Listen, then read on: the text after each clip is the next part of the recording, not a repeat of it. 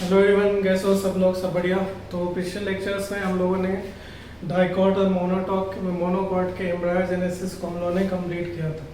सो अब नेक्स्ट जो इसमें प्रोसेस है that is the formation of seeds. तो हम लोगों ने बोला था, हम स्टार्टिंग में देखा था कि जो ओव्यूल होता है it gets converted into the seed. उससे पहले यहाँ पे एक पॉइंट यहाँ मिस हो गया था कि जो मोनोकॉट में जो कॉटिलिडन होता है, सो एनसीईआरटी में एक लाइन तुम्हारा लिख रखा है, इस लाइन को तुमको बेसिकली यहाँ पे याद रखना है कि मोनोकॉट का जो कोटिलिडन होता है उसका जो अगर पोजीशन हम लोग बोले तो वो क्या होता है, एम्ब्रायनल एक्सिस के लेटरल साइड में होगा। और लेटरल साइड किसी भी साइड हो सकता है। सो एम्ब्रायनल एक्सिस के एक लेटरल साइड में वो क्या होगा, कोटिलिडन यहाँ पर प्रेजेंट होगा। तो इस पॉइंट को यहाँ पर नोट कर लेना कि जो यहाँ पर इन मोनोकॉट्स जो कोटिलिडन होता है, cotyledon is present on the lateral side of the embryonal axis. तो एम्ब्रायोनल एक्सिस के लेटरल साइड में ये क्या होता है, प्रेजेंट होता है। तो इस पॉइंट को यहाँ पर नोट कर लेते हैं। नेक्स्ट हम लोग यहाँ पे देखते हैं that is about the seed. तो हम लोग नेक्स्ट यहाँ पे बढ़ते हैं सीड। सीड के अलग अलग यहाँ पे नाम होते हैं। इसको हम लोग राइपेड ओव्यूल भी बोल सकते हैं, इसको मैच्योर ओव्यूल भी बोल सकते हैं, इसको हम लोग फर्टिलाइज्ड ओव्यूल भी बोल सकते हैं, या इसको हम लोग इनफर्टिलाइज्ड इंटेगुमेंट मेगास्पोरेंजियम भी बोल सकते हैं। अब देखो, स्टार्टिंग हम लोगों ने पढ़ा था कि जो ओव्यूल को हम लोग क्या बोलते हैं, मेगास्पोरेंजियम, और उसी में क्या हुआ, फर्टिलाइजेशन हुआ, तो आगे का प्रोसेस वहाँ पे कंप्लीट हुआ। और वहाँ पे जो ओव्यूल होता है, ओव्यूल में क्या प्रेजेंट होता है, इंटेगुमेंट्स यहाँ पे प्रेजेंट होते हैं। तो यहाँ पे सीड का अलग अलग यहाँ पे नाम है। तो हम लोग यहाँ पे बोल सकते हैं कि it is also known as mature ovule, mature ovule और fertilized ovule, mature ovule और fertilized ovule और ripened ovule, या हम इसको क्या बोल सकते हैं, that is a fertilized integumented, fertilized integumented megasporangium. So इन सारे नाम से हम लोग यहाँ पे सीड को यहाँ पे क्या करते हैं, जानते हैं। तो सीड को अब इसमें से कोई सा भी टर्म तुम्हारे पास आ सकता है, मैच्योर ओव्यूल भी आ सकता है, फर्टिलाइज्ड ओव्यूल भी आ सकता है, राइपेंड ओव्यूल भी आ सकता है, फर्टिलाइज्ड इंटेगुमेंट मेगास्पोरेंजियम भी यहाँ पे आ सकता है। इन सबका मतलब यहाँ पे क्लियर होगा। अब ये जो सीड होता है, सीड के मेनली तीन पार्ट्स होते हैं। सो सीड इट हैज 3 पार्ट्स। तो सीड में क्या होता है, 3 पार्ट्स होते हैं। एक तो होता है that is called seed coat. So first one is called seed coat. दूसरा क्या होगा, दूसरा क्या होगा, एम्ब्रायो। और तीसरा क्या होगा, एंडोस्पर्म। तो एंडोस्पर्म के बारे में हम लोगों ने डिटेल में पढ़ा है कि एंडोस्पर्म किसी भी सीड में हो भी सकता है, किसी सीड में नहीं भी हो सकता है। तो जनरली डाइकॉट सीड में क्या होता है, एंडोस्पर्म एब्सेंट होता है। वैसे सीड को हम लोग क्या बोलते हैं, that is called non endospermic seeds. जबकि जनरली मोनोकॉट्स में जो सीड होता है उसमें एंडोस्पर्म प्रेजेंट होता है, तो हम उसको क्या बोलते हैं, एंडोस्पर्मिक सीड। तो यहाँ पे सीड में एंडोस्पर्म हो भी सकता है, एंडोस्पर्म नहीं भी हो सकता है। तो यहाँ पे सीड के मेनली ये 3 पार्ट्स यहाँ पे होते हैं, seed coat and embryo. Seed coat के अगर बारे में हम लोग देखें तो सीड कोट जो होता है, तो सीड कोट, तो सबसे पहले यहाँ पे एक सिंपल सा क्वेश्चन पूछा जाता है कि सीड कोट किससे डिराइव होता है। तो seed coat it is derived from the integuments. तो यहाँ पे किससे डिराइव होता है, सीड कोट इंटेगुमेंट्स। और हम लोगों ने देखा था स्टार्टिंग में, जब एक जनरल ओवरव्यू हम लोग देख रहे थे कि 2 इंटेगुमेंट्स होता है, एक आउटर होता है और दूसरा क्या होता है, इनर होता है।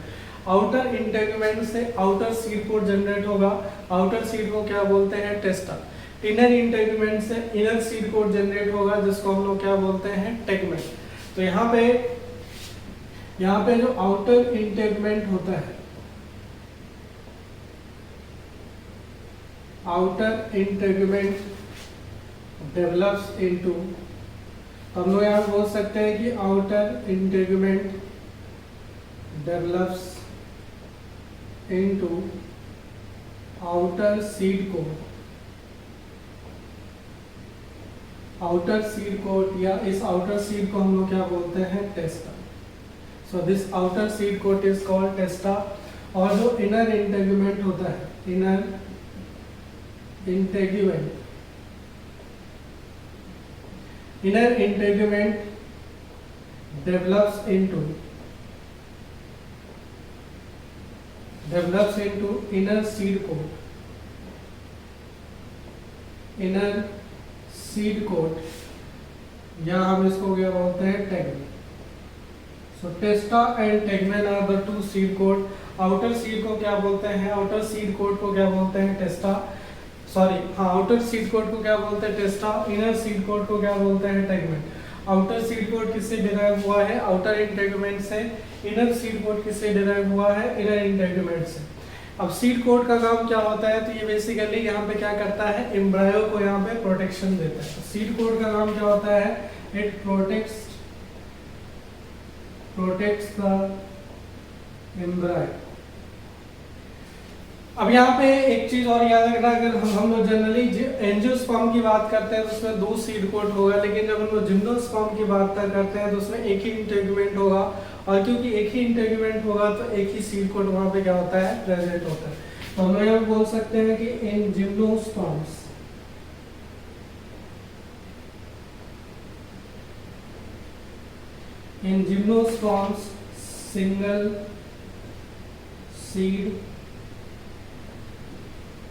Single seed coat is present. इसमें क्या मिलेगा तुमको, सिंगल सीड कोड मिलेगा। इसके अलावा यहाँ पे सीड में क्या होता है, सीड कोड वाले पोर्शन में, सीड कोड ऑब्वियसली यहाँ पे अगर हम लोग ओव्यूल का अगर स्ट्रक्चर याद होगा तो एक रीजन ऐसा था जहाँ पे इंटेगुमेंट क्या था, देखने को नहीं मिल रहा था, तो उस रीजन को हम लोग क्या बोलते हैं, माइक्रोपाइल। तो ऑब्वियसली जब वो ओव्यूल किसमें कन्वर्ट होगा, सीड में, तो वो वाला पोर्शन क्या हो जाएगा, छूट जाएगा, और उस छूटे हुए पोर्शन को वहाँ पर जो ओव्यूल में जिसको हम लोग माइक्रोपाइल बोल रहे थे, यहाँ पे हम उसको क्या बोलेंगे, माइक्रोपाइल ऑफ द सीड। अब इस माइक्रोपाइल ऑफ द सीड का काम क्या होता है, जब सीड का जर्मिनेशन होता है तो इनिशियली उसको जर्मिनेट के लिए एयर और वाटर वगैरह की यहाँ पे जरूरत पड़ती है।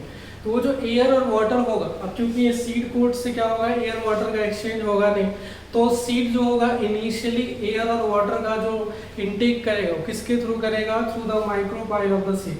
तो माइक्रोपाइल ऑफ द सीड का सिंपली फंक्शन यहाँ पे याद रखना कि माइक्रोपाइल ऑफ द सीड का फंक्शन क्या होता है, वो during the seed germination air and water का वहां से क्या होता है, इनटेक होता है। तो यहाँ पे नेक्स्ट हम लोग देख लेते हैं, that is about the micropyle of the seed.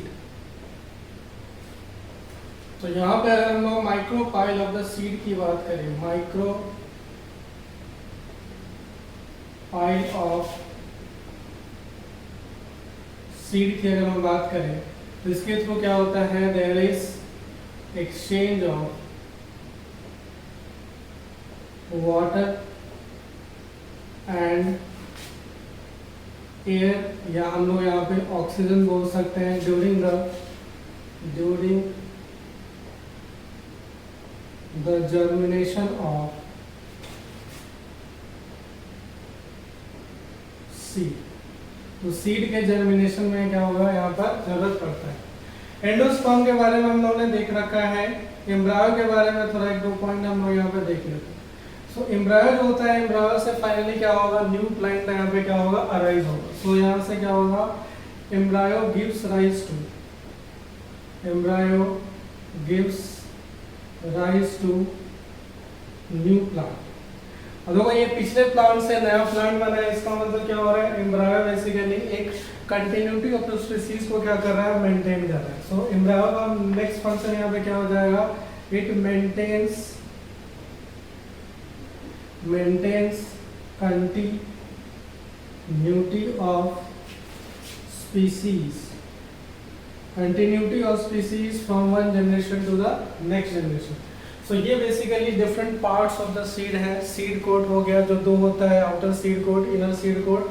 फिर होता है एंडोस्पर्म, एंडोस्पर्म हो भी सकता है, एंडोस्पर्म नहीं भी हो सकता है। फिर यहाँ पे देयर इज एम्ब्रायो। तो ये हो गया सीड के पार्ट्स। अब अगर हम लोग टाइप्स ऑफ सीड्स की अगर बात करें, अगर हम लोग टाइप्स ऑफ सीड्स की बात करें तो ये सब ऐसा हम लोगों ने पढ़ रखा है। तो जैसे अगर एंडोस्पर्म होगा किसी भी सीड में तो हम इस सीड को क्या बोलते हैं, एंडोस्पर्मिक सीड। और इस तरह का सीड जनरली तुमको कहाँ पर मिलेगा, मोनोकॉट में। फिर यहाँ पे दूसरा जो टाइप होता है that is called non endospermic seed, जो जनरली तुमको कहाँ पे मिलेगा, डाइकॉट में। और तीसरा जो होता है that is called as perispermic seed. और पेरीस्पर्मिक सीड हम लोग इसको बोल रहे थे, तो पेरीस्पर्मिक सीड हम लोग बोल रहे थे कि न्यूसेलस अगर बचा रह गया तो वैसे सीड में अगर न्यूसेलस बचा रह गया तो उसको क्या बोलते हैं, पेरीस्पर्मिक seeds.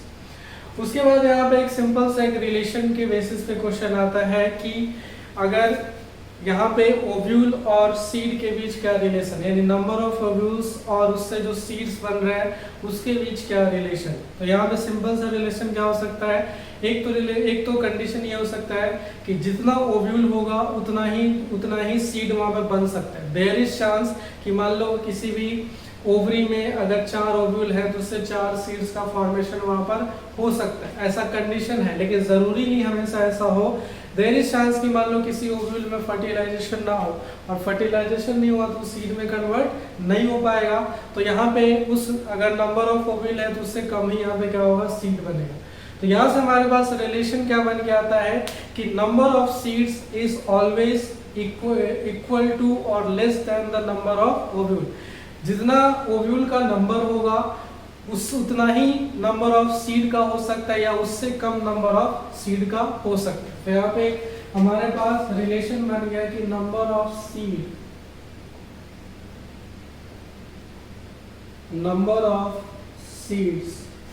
Is always equals to or less than the number of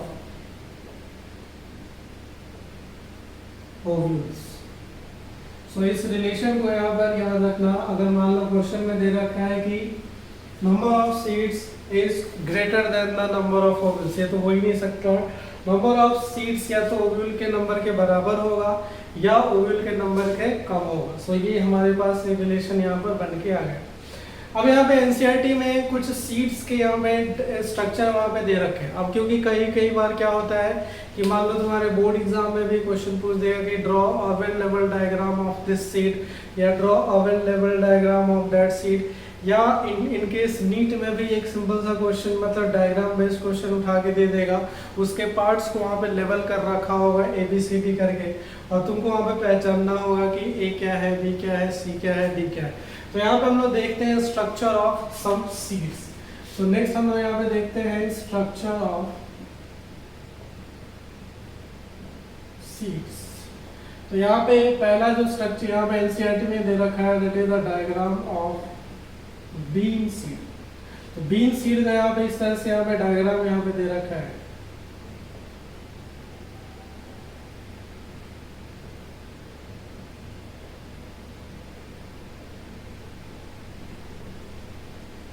तो इस तरह से यहाँ पे डायग्राम दे रखा है। These two are cotyledons। इसको यहाँ पे क्या दे रखा है, this is the cotyledons।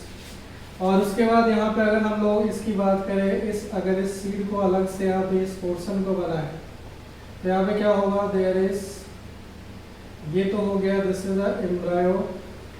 So this is embryo और ये वाला जो पोर्शन है इसको हम लोग क्या बोल रहे हैं, माइक्रोफाइट। सो बीन सीड का स्ट्रक्चर कुछ इस तरह से तुमको यहाँ पर देखने को मिलेगा, ठीक है। सो बीन सीड का स्ट्रक्चर तुमको कुछ बीन सीड का स्ट्रक्चर जो होगा तुमको यहाँ पे कुछ इस तरह से देखने को मिलेगा। So this is the structure of bean seed. Next जो स्ट्रक्चर यहाँ पे दे रखा है that is the structure of castor seeds. देखो तुमको यहाँ पे जो डायग्राम है, मान लो ये डायग्राम उठा के दे दे, इस डायग्राम में तुमको इस पार्ट्स को लेवल कर रखा है और तुमको बोल रहा है ये जो पार्ट लेवल किया गया है ये क्या है, so that will be the cotyledon. अगर मान लो तुम्हारे बोर्ड एग्जाम में क्वेश्चन आ रहा है तो दोनों को यहाँ पे बना देना। सो इस तरह से यहाँ पे इस वाले पोर्शन में एम्ब्रायो है और इस वाले पोर्शन को माइक्रोपाइल दिखा रहा है।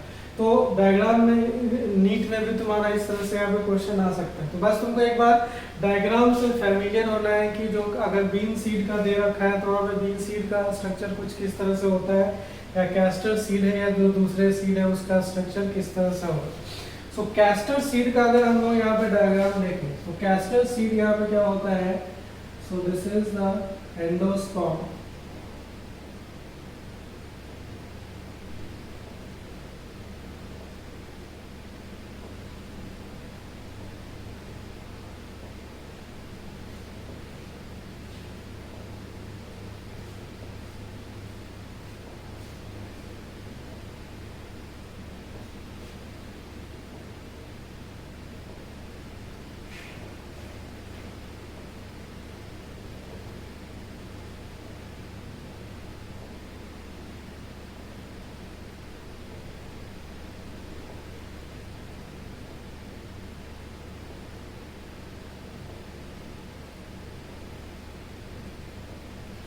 सो कैस्टर सीड का जो यहाँ पे स्ट्रक्चर कुछ इस तरह से यहाँ पर दे रखा है। सो ये जो दोनों बाहर का जो पोर्शन है इसको हम लोग क्या बोल रहे हैं, this is called seed coat.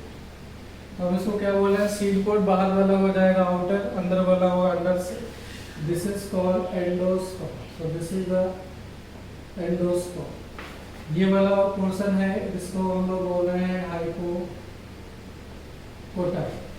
These two are the cotyledons.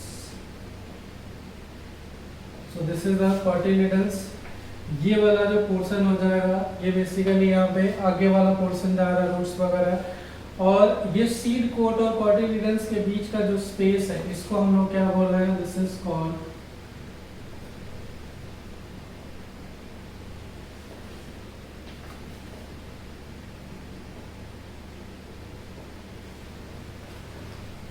Sorry, इसको यहाँ पे ये एंडोस्पर्म नहीं होगा, ये जो पोर्शन है ये वाला जो पोर्शन है इसको हम लोग क्या बोल रहे हैं, एंडोस्पर्म। सीड कोट और कॉटिलिडन के बीच का जो पोर्शन है इसको हम लोग क्या बोल रहे हैं, दिस इज कॉल्ड एंडोस्पर्म। तो इस तरह से कैस्टर सीड्स का क्या होगा यहाँ पर स्ट्रक्चर होगा। तो इसको भी एक बार फैमिलियर हो जाएगा, इसका एक दो बार देख लोगे तो यहाँ पे ध्यान में आ ही जाएगा कि कैस्टर सीड्स का जो स्ट्रक्चर होता है वो कैसा होता है। नेक्स्ट यहाँ पे जो स्ट्रक्चर यहाँ पे दे रखा है that is the onion seed. So next यहाँ पे दे रखा है that is about the onion. तो अनियन का अगर हम यहाँ पे देखें तो अनियन का कुछ यहाँ पे, so this part is the, ये वाला पोर्शन हो जाएगा, दिस इज द एंडोस्पर्म। उसके बाद ये वाला जो पोर्शन हो जाएगा this is the seed coat.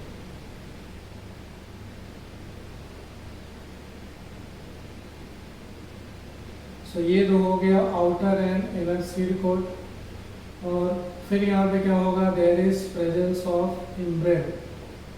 तो यहाँ पे क्या होगा, there is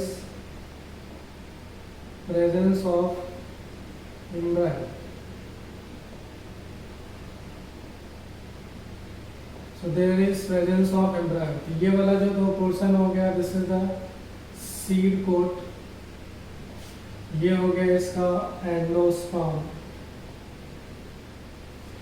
this is the cotyledon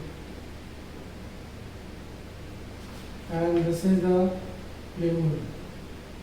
सो ये स्ट्रक्चर ऑफ अनियन सीड। और प्लूम्यूल के नीचे यहाँ पे क्या होगा, there is presence of radicle. So this is the onion seed. उसके बाद नेक्स्ट अगर हम लोग यहाँ पे बात करें किसकी, दैट इज द नेक्स्ट यहाँ पे स्ट्रक्चर दे रखा है मेज सीड का। नेक्स्ट यहाँ पे स्ट्रक्चर किसका दे रखा है, मेज सीड का। सो मेज सीड का अगर स्ट्रक्चर हम लोग यहाँ पे ड्रॉ करें,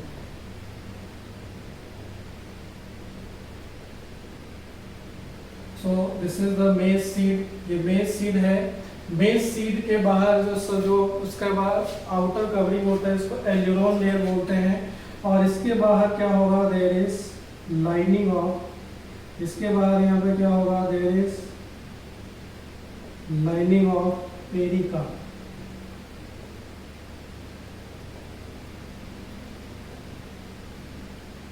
So this is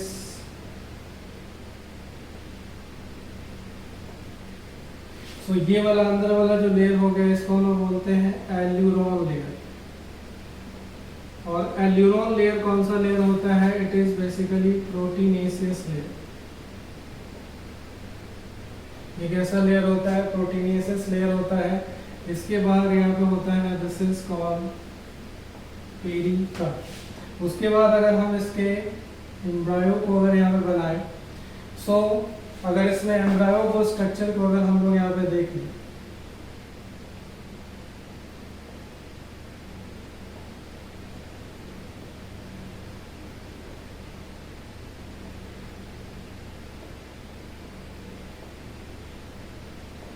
तो ये वाला जो पूरा पोर्शन हो गया,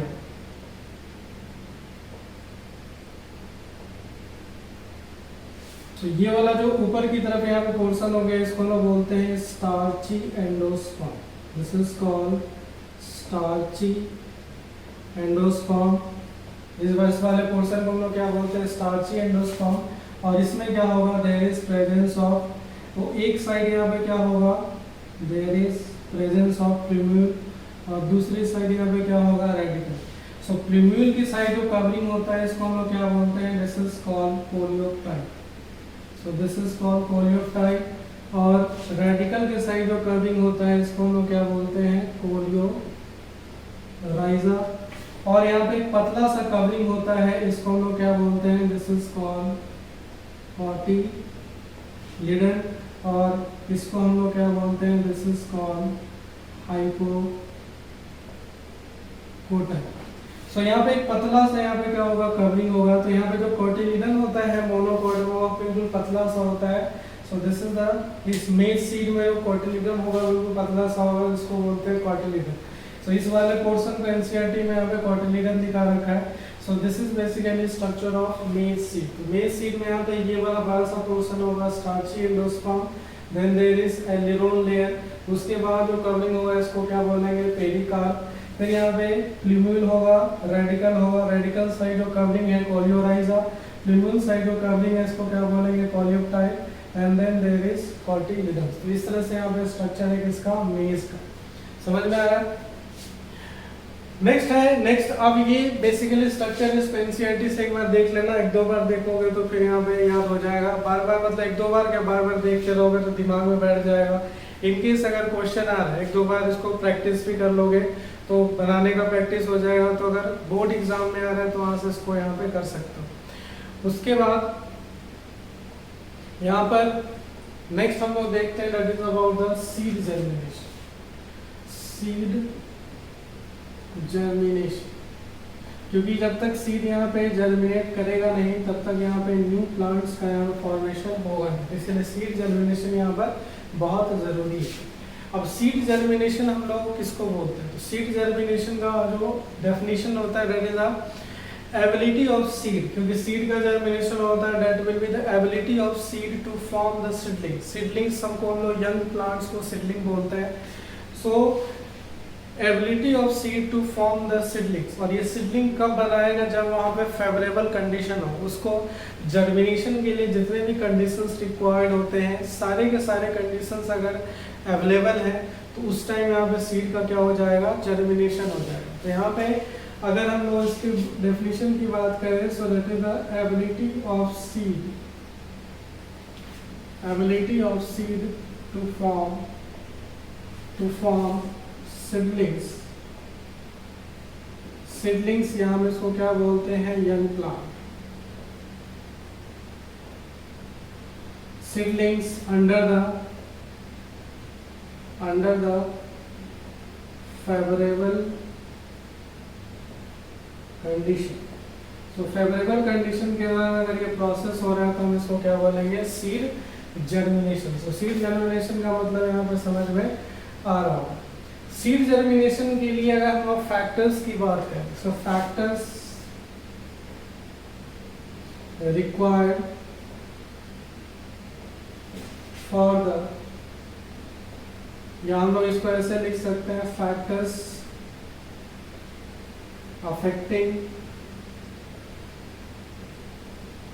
द सीड जर्मिनेशन, यानी सीड जर्मिनेशन के दौरान कौन कौन से फैक्टर्स यहाँ पे होने चाहिए जिसके प्रेजेंस में या एब्सेंस में यहाँ पे सीड का जर्मिनेशन हो पाए। तो सबसे पहले यहाँ पे क्या होता है, देयर इज वाटर का रिक्वायरमेंट होता है, then there is requirement of air, या हम इसको बोल सकते हैं oxygen, there should be requirement of proper temperature, there should be requirement of proper light, and there is requirement of food sources. Food sources इस तरह से यहाँ पे ये सारे क्या होते हैं, फैक्टर्स होते हैं जो सीड जर्मिनेशन को यहाँ पे क्या करते हैं, अफेक्ट करते हैं। तो हम लोग इस फैक्टर्स को देखते हैं कि वाटर क्या कैसे हेल्प करता है, एयर और वाटर का यहाँ पे क्या रोल है, तो इसको हम लोग यहाँ पर देखते हैं। तो पहला जो यहाँ पे फैक्टर है दैट इज मॉइस्चर, एयर यानी वाटर जो हम लोगों ने देखा था उसी के लिए हम लोग वर्ड यूज करते हैं मॉइस्चर और water. So it is the most important factor, तो मोस्ट इम्पॉर्टेंट फैक्टर जो सीड जर्मिनेशन को अफेक्ट कर रहा है वो कौन सा है, दैट इज द वाटर और मॉइस्चर। तो यहाँ पर क्या होता है, at the time of seed germination around 75 to 90% of water should be present, यानी 75 से 90% of water present होना चाहिए at the time of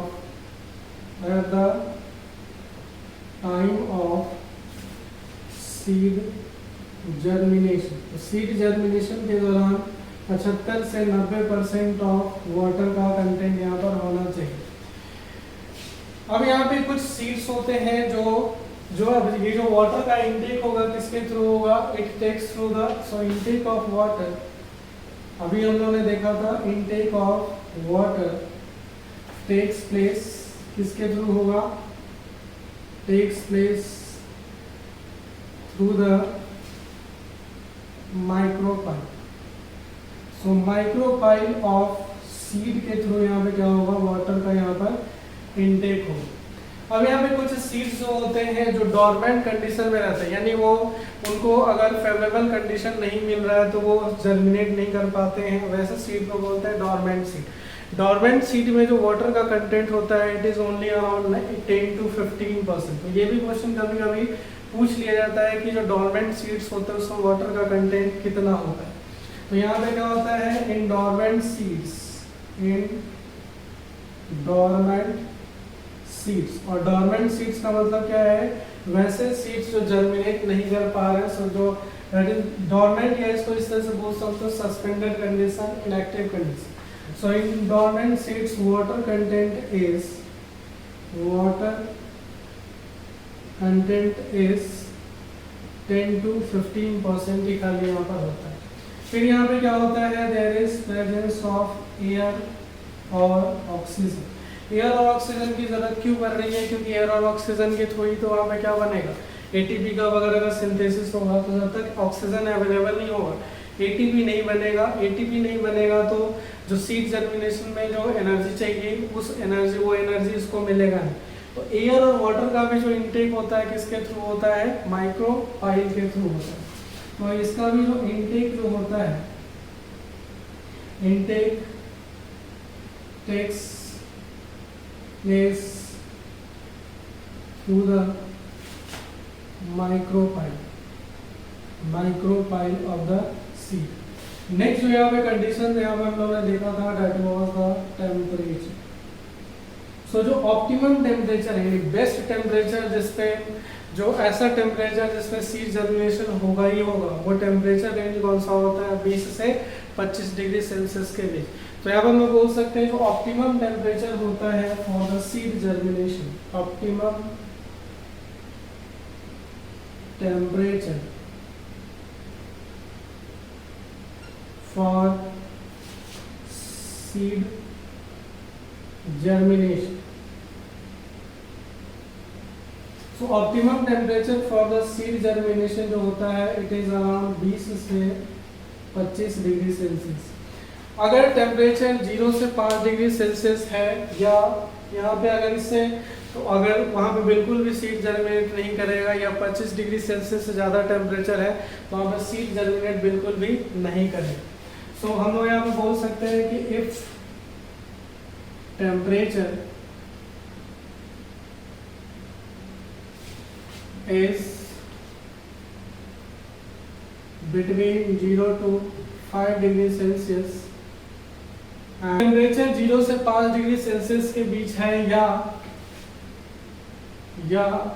और greater than 45 degree Celsius, then seed cannot germinate.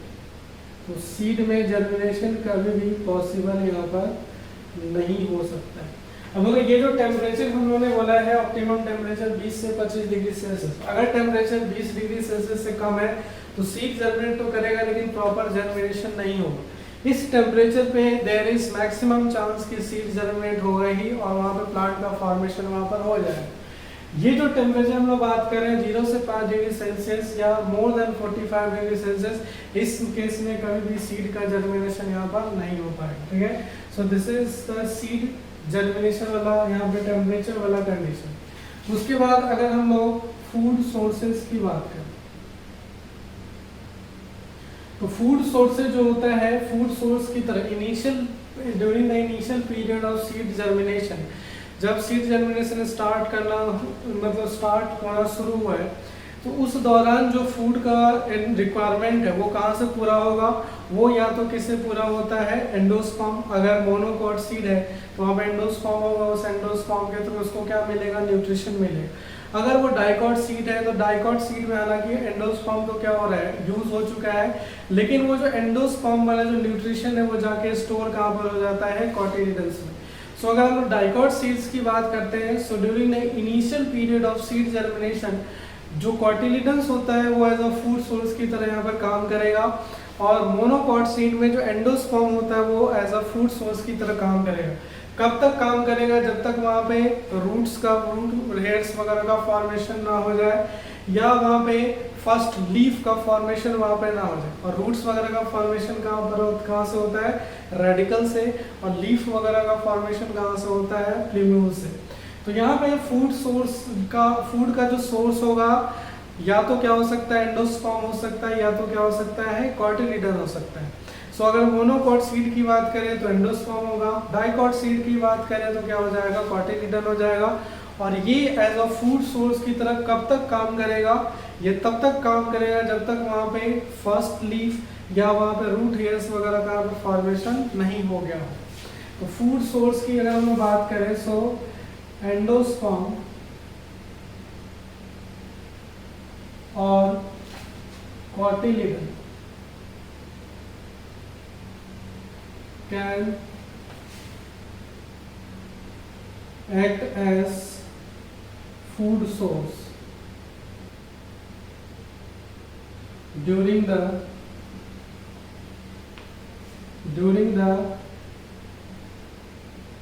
initial stage of germination. During the initial stage of seed germination until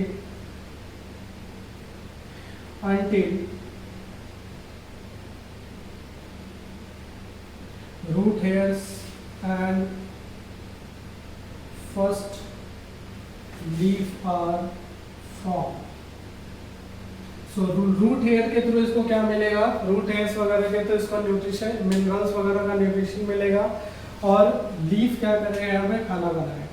तो इस तरह से इसको न्यूट्रिशन का रिक्वायरमेंट यहाँ पे क्या हो सकता है, पूरा हो सकता है। फिर यहाँ पे नेक्स्ट जो फैक्टर है दैट इज द लाइट। सो सारे सीड जरूरी नहीं है कि वहाँ पे क्या हो सकता है, यहाँ पे मैक्सिमम जो सीड होता है उसके लिए लाइट का यहाँ पे जरूरत होता है, लेकिन जो कुछ सीड्स होते हैं। नेक्स्ट जो फैक्टर है यहाँ पे दैट इज द लाइट। जब हम लाइट की बात करते हैं तो हम जनरली सीड को क्या करते हैं, सॉइल के नीचे वहां पे दबाते हैं। तो सॉइल के नीचे लाइट का पेनिट्रेशन नहीं है, तो वहां पे लाइट का क्या है, एब्सेंस है। तो हम बोल सकते हैं कि मैक्सिमम जो सीड्स होते हैं without the presence of light they can germinate. लेकिन कुछ सीड्स ऐसे होते हैं जहां पे लाइट के एब्सेंस में कभी भी जर्मिनेशन वहां पर नहीं हो सकता है। सो ऐसे सीड्स जिसमें बिना लाइट का जर्मिनेशन वहां पर नहीं हो सकता है, यानी डार्क में जर्मिनेट नहीं कर पाएंगे, तो वैसे सीड के लिए हम लोग एक टर्म यूज करते हैं and that term is called positive photoblastic seed. उस सीड्स को क्या बोलते हैं, पॉजिटिव फोटोब्लास्टिक सीड। तो यहाँ पे हम लोग बोल सकते हैं कि some seeds do not germinate in the absence of light. In the absence of light or in dark environment. तो ऐसे सीड्स के लिए हम लोग एक वर्ड यूज करते हैं that is called positive photoblastic seeds. तो यहाँ पे हम लोगों ने बात किया था सीड का, तो हम लोग यहाँ पे डेफिनेशन लिख सकते हैं कि पॉजिटिव, इस टर्म को लिख सकते हैं positive photoblastic seeds. So positive photoblastic seeds का मतलब क्या है, सीड्स which cannot grow या which cannot germinate in the absence of light। यानी इनको जर्मिनेट करने के लिए क्या चाहिए, लाइट की जरूरत पड़ती है। In the absence of light ऐसे सीड्स को क्या बोलते हैं, पॉजिटिव फोटोप्लास्टिक सीड्स। जैसे अगर हम लोग एग्जांपल की बात करें that is the tobacco, orchids, capsella and lettuce, इन सब के जो सीड्स होते हैं ये कैसे होते हैं, they are positive photoblastic seeds. ऐसे सीड्स को हम लोग क्या बोलते हैं, पॉजिटिव फोटोब्लास्टिक सीड्स। क्लियर है। सो ये सारे क्या है, these are the conditions related to the germination of seeds. अब ये जो सीड का जर्मिनेशन होता है ये तीन तरीकों से होता है। ये तीन तरीके जर्मिनेशन क्या है, एक को हम लोग बोलते हैं हाइपोजल जर्मिनेशन, एक होता है एपिजल जर्मिनेशन और एक होता है विविपेरस जर्मिनेशन। अगर हम लोग types of germination of seeds की बात करें, अगर हम लोग टाइप्स ऑफ सीड जर्मिनेशन की अगर हम लोग बात करें तो टाइप्स ऑफ सीड जर्मिनेशन जो होता है, एक तो होता है that is called epigeal germination, epigeal germination. दूसरा जो होता है इसको हम बोलते हैं that is called hypogeal germination, और तीसरा जो होता है that is called viviparous germination.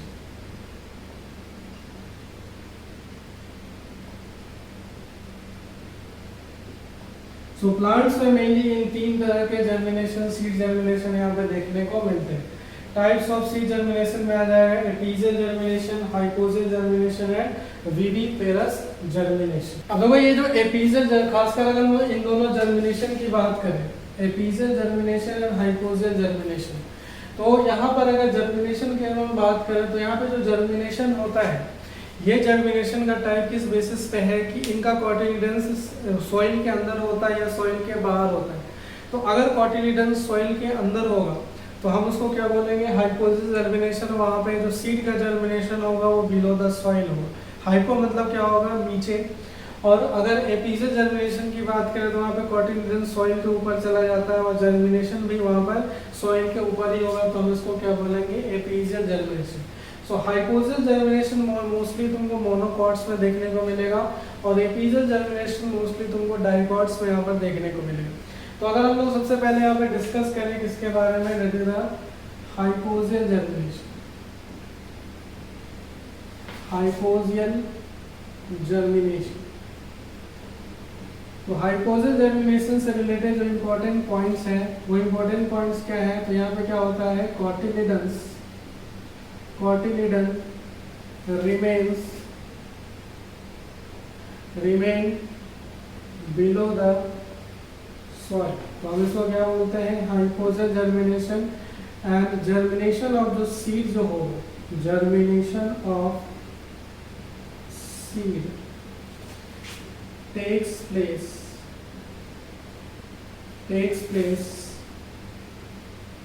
below the soil। अब ऐसा क्यों होता है, यहाँ पे क्या होता है, जो एपिकोटाइल होता है एंड हाइपोकोटाइल होता है। तो यहाँ पे क्या होता है, एपिकोटाइल का जो ग्रोथ और इलोंगेशन होता है कंपेयर टू द हाइपोकोटाइल का ग्रोथ एंड इलोंगेशन, तो वहाँ पे एपिकोटाइल का जो ग्रोथ और इलोंगेशन होता है वो फास्टर होता है कंपेयर टू द हाइपोकोटाइल, जिसके कारण वो क्या होता है, ऊपर की तरफ यहाँ पे मूव करने लगता है। तो हम यहाँ पे बोल सकते हैं there is faster growth and elongation of epicotyl.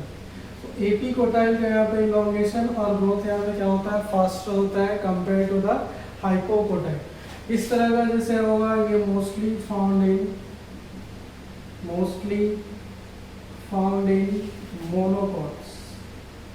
Monocots such as, जैसे कि हो गया wheat, maize, rice. So this is right. उसके बाद जैसे कुछ डाइकॉट्स ही होता है, सम डाइकॉट्स जिसमें इस तरह का जर्मिनेशन देखने को मिलेगा, that is gram and peas. So ये कुछ प्रॉपर्टीज है related to the hypogeal germination. Hypogeal germination में क्या होता है, कॉटिलिडन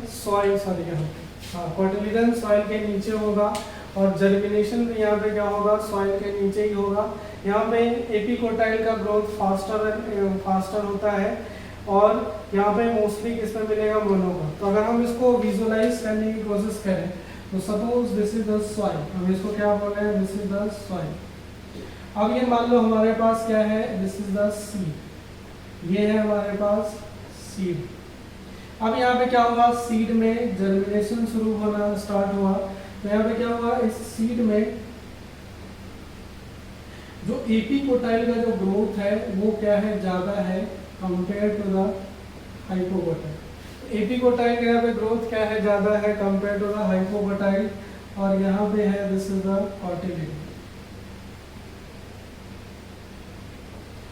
अगर यहाँ पे एपिकोटाइल जितना ज्यादा ग्रो करेगा उसके कारण यहाँ पे जो कॉटिलिडन होगा वो नीचे ही रह जाए, क्योंकि ये और इसको नीचे इस तरह से धंसेगा। तो इस तरह से यहाँ पे क्या होगा, फाइनली यहाँ पे सीड का जर्मिनेशन यहाँ पे होना शुरू होगा। सो इस तरह से क्या हो गया, एपिकोटाइल यहाँ पे प्लांट्स वगैरह डेवलप होना शुरू हो गया। दिस इज द हाइपोकोटाइल से रूट वगैरह डेवलप होना शुरू हो गया and this is the cotyledon. तो इस तरह से यहाँ पे क्या होता है, ग्रोथ होता है।